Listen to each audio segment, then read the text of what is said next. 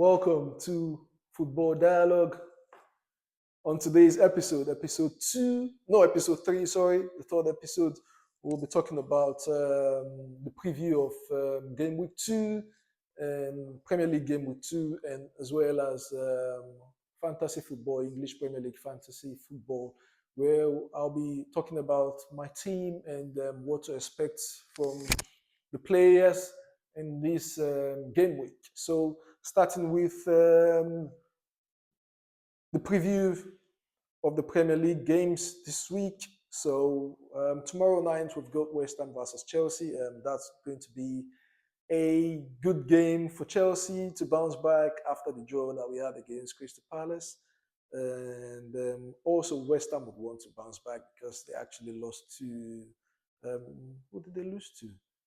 West Ham lost to Sunderland, yeah, at Stadium of Light, and they couldn't even get a goal in. And like I said, West Ham are going to battle for relegation this season, and they didn't seem to have signed any notable player, and they've shown some of the players the exit door in the likes of Kudus, and now Alvarez, who is going to Fenerbahce. So, and they have Graham Potter, who is a very bad manager. We knew him from his time at Chelsea.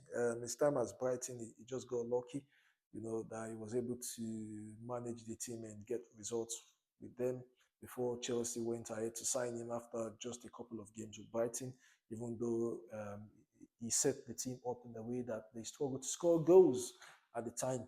And so Chelsea West Ham, to me, my prediction for that game is going to be I expect us to, to thump West Ham because we've got the squad, we've got the tools, our players are hungry. They were hungry against Crystal Palace, but I don't know what happened. Maresca just probably did not set the team up properly because of the build up to the game after losing Colwill to injury. But this time around, we seem to have found a solution with Achimpong. It looked decent, even though none of us expected that. But now that we know that that's not going to be a problem, there should be a different dimension to our play West Ham now. So I don't expect that inverted again. It might work against West Ham anyways, but it doesn't work against all the things that we are going to be playing against. So I hope Maresca is flexible with that. I hope he understands that.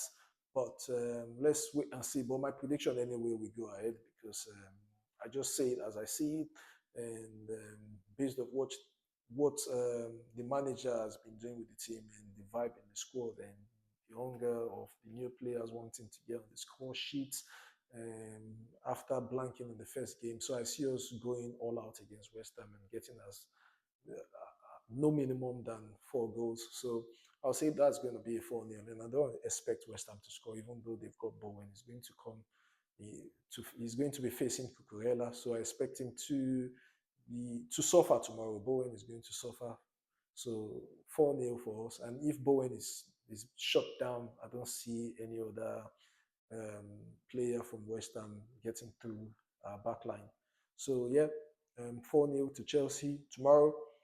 Hopefully, that's going to be the result to make all Chelsea fans excited for the season because we need to get results anyway. So on to the next one, which is the first game on Saturday, lunchtime kickoff. Manchester City versus Tottenham Hotspur. I can't wait for that game. That game is going to be a cracking game, yeah, because Tottenham Hotspur, if you look at the games that they played with Manchester City, that's the only big team that they face that they tend to get good results anytime they play. So I expect that to be the case. They will get a good result from the game. Yeah, I don't see Tottenham losing the game against Manchester City because even though Pep Guardiola have been able to make the players that he's brought in express themselves more, he's done a flexible approach. He's flexible now, much more flexible than he seems. That's why I think, bro, we are going to be able to confirm that from the first 5 games that we are going to be watching Manchester City play. We'll be able to determine if he's actually flexible, like we saw against Wolverhampton, because that's a game that they should win anyway. So I don't expect him to limit the way to make them play in a particular style. So against Wolverhampton, but let's see if he's going to stick to allowing the players express themselves. But if that's the case, Man City are a team that is going to worry this season. They are going to be all in for the title as well. So my prediction for the game, Tottenham, Manchester City, I will just predict it as I see it without analyzing too much into what to expect from the manager because he's still very fresh into the season. It's early in the season. So Thomas Frank being Thomas Frank is going to be pragmatic against a team like Manchester City, like he did against PSG. So three at the back I expect from Thomas Frank to deploy against Manchester City, and that would make it a bit difficult for Manchester City to penetrate through. So, and they lost easy to Arsenal. That's going to be a big mess for Tottenham Hotspur because now the players that they'll be going are not players that is their first choice. So um, it's going to be demoralizing for Tottenham Hotspur fan. But I still see them getting the results at the Etihad on Saturday. So I would say 2-2 draw Manchester City Tottenham. And next one on the list, Bournemouth Wolverhampton. Andoni Iraola, that's my favorite manager in the league, and he's got all the knowledge of the game. He set up his team that make anyone he brings in find it easy to understand and for them to be able to do what they need to do on the pitch. And Wolverhampton being Wolverhampton, they have not been they've lost a key player and they've not been able to bring in anyone. So they want to see themselves struggle before reacting. That's how they've always been doing in the past couple of seasons. But um, a season will come that they might not survive um, the Premier League and they will go down to the Championship if they continue to stick to this approach of waiting to see what will happen after selling key players. But they've got a good manager in Vitor Pereira, so I expect him to be able to at least steady the ship to an extent and just make them scale through and still stay in the Prem. But Wolverhampton being Wolverhampton with the players that they've got right now, I don't see them standing a chance against Bournemouth. So for that game, Bournemouth, I expect them to beat Wolverhampton 3-1. I'll say 3-1, easy. So next one, Brentford versus Aston Villa. Aston Villa had a an underwhelming game in their first game against Newcastle, and I really do think the players we need to bounce back. Yeah, and in the news earlier today, Nicholas Jackson likely to go to Aston Villa to reunite with his former manager, Una Emery, who they started together at Villarreal. So that's going to be a good watch. At least it's a manager that knows Nicholas Jackson very well and will be able to give him some time to play on coming from the flank. Yeah, even though he can be like a second striker to Watson, but to Watkins, I mean. So he is going to most likely get to play together with Watkins, with Rogers now being in the number 10 position or number 8, just behind the striker. So I expect to see maybe a better season than I thought Aston Villa would do if they get Nicholas Jackson. He's a good player. It's just that we misprofiled him at Chelsea, and the pressure at Chelsea is just unbearable sometimes for young players like Nicholas Jackson. So I see him finding his feet again at Aston Villa if he goes. But coming back to predicting the game, Villa versus Brentford. Brentford, they sold key players and they brought in a new manager. So those players that they have there will start to adapt to something new, a different system. And we all know what Brentford was. They were sturdy, especially aerially. They were very strong. But now, new manager, things are going to change, and we can already see it from the first game.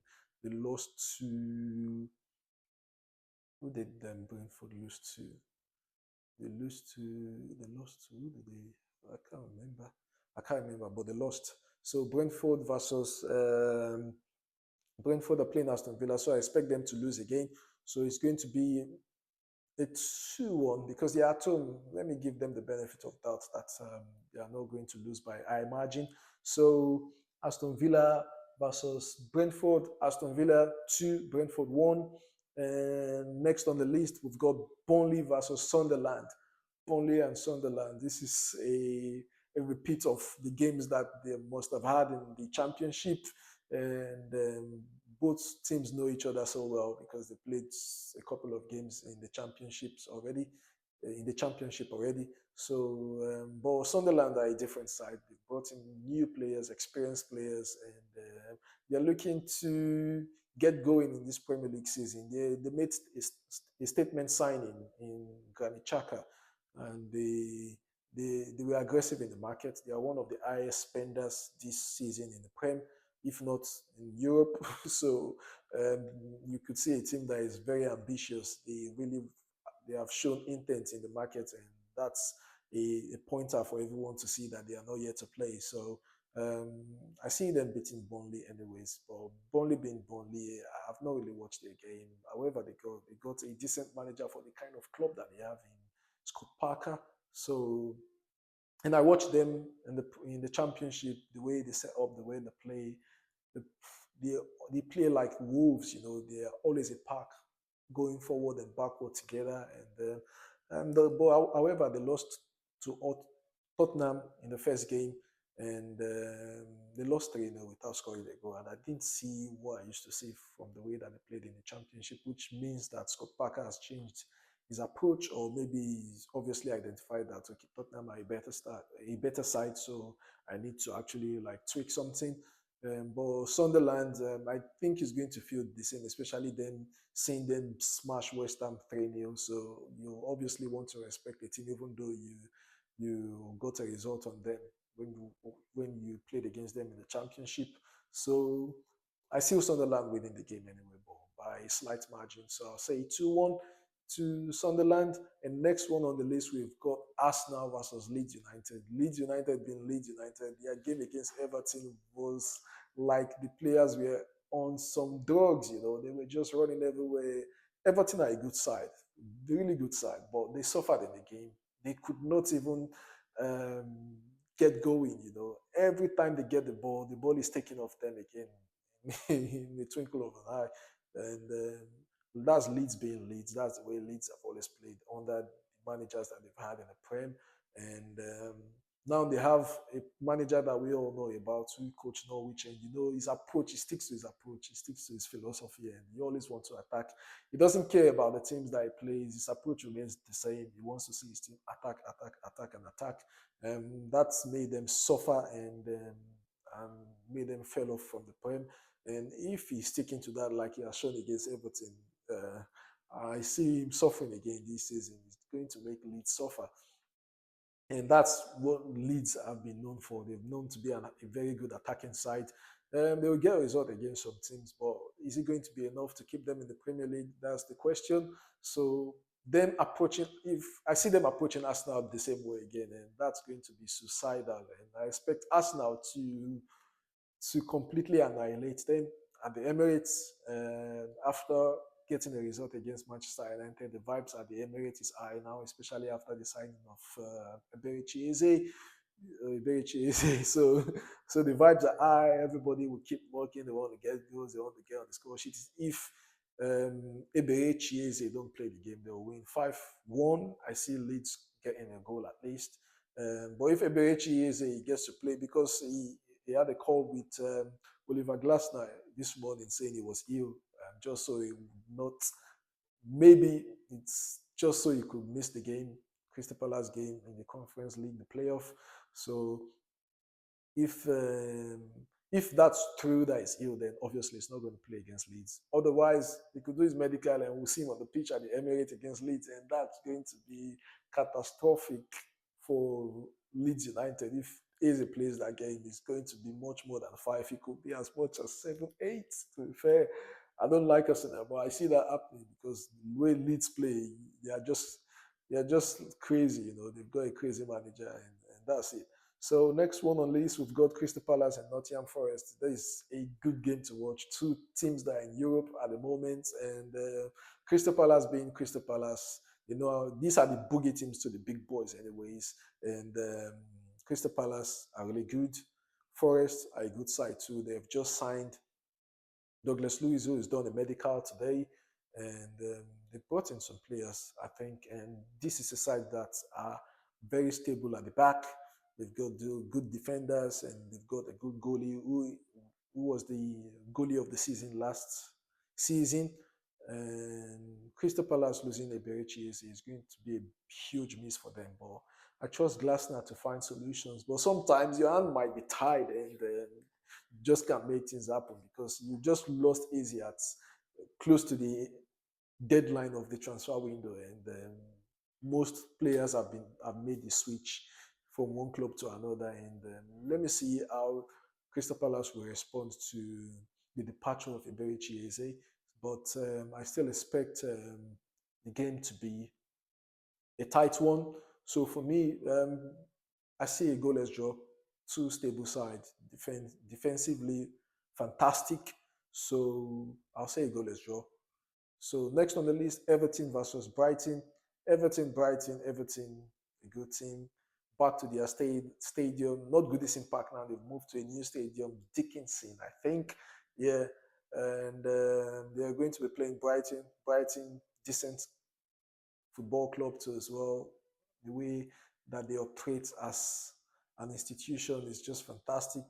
You know, they've kept their players to an extent. They've kept their players. Not I don't think they sold any notable player in the league. So their players are still there. And Everton losing to Leeds in the previous game, they obviously want to respond, especially in a new stadium. It's going to be a tough one to predict. I see Everton getting the result. But at the same time, Brighton are a good side. They are not going to be pushovers, whether you're playing at home or you play anywhere, or you're playing in your father's house. They don't care, man. So um, I'll say a 2-2 draw in that game. A 2-2 draw in that game. And next on the list, Fulham versus Manchester United. This is a game that I really want to watch. I missed the Manchester United match against Arsenal in the first game week, and I really do not understand how they play yet, but I know from what I've heard, they played really good. They approached Arsenal in a way that no one predicted they would, and they were able to get good results by not losing too much, just 1-0. That's a good result for Man U at home against Arsenal. So, and they have played Arsenal. Raya so far made a whole lot of save to keep Arsenal in the game, to keep their 3 points intact. But Man U, they always play to like fairly good against big teams. So if they can sustain the approach like they did against Arsenal, Fulham too are not a pushover. They are going to stand strong. They are going to be fearless too as well. They want to play toe to toe. First game at home of the season. They've got good players too as well. They haven't sold any player and they've kept the manager too as well. So the system remains the same. They remain stable. Um, Tough one to predict. Um, I would want to say a draw, but my bias against United will see me give Fulham the win. So I stick to that bias. So Fulham 2, Manchester United 1. Next on the list, the last game of the season of the game week, Newcastle versus Liverpool on Monday. Good game to watch. They've lost Frimpong to injury, and Newcastle being Newcastle, they're back to St James Park, a tough stadium for any club to go to.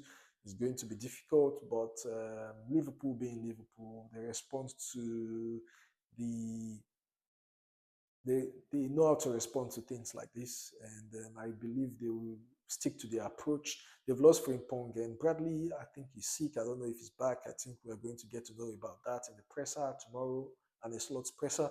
But I think they've got Gomez, but I don't think Gomez can do it in 90 minutes. So most likely have to give some minutes on the right to Endo as well. So Endo and Gomez in the right back. Is that not going to hurt Liverpool? I think it's going to hurt Liverpool, but Liverpool will be able to fight back, I believe. So I see a high scoring game, but I will stick to a thriller 3-2 to Liverpool. I see Liverpool winning anyways. So with everything that is going on about Alexander Isak and him wanting to leave and Newcastle holding back, um, they are going to they're going to be good this season, but they will suffer to an extent because they've got a couple of players that are prone to injury. But sticking to today's game, yeah, that's my prediction for this the game. Newcastle Liverpool, Liverpool 3, Newcastle 2. So that's it for this game week. I hope you stayed on and you enjoyed it. I see you on the next one. We've got part two where I'll be talking about fantasy football. So, you fantasy lovers, stay tuned. Ciao. Bye.